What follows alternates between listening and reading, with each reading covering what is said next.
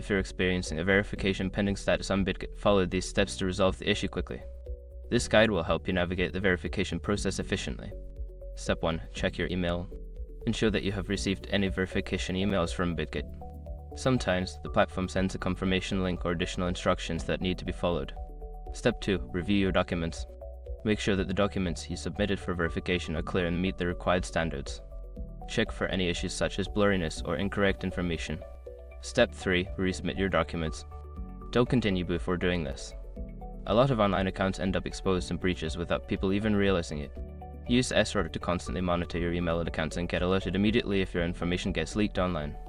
It scans billions of breached records 24/7 in the background. And honestly, for a few dollars a month, it's something everybody should probably have. Link in the description.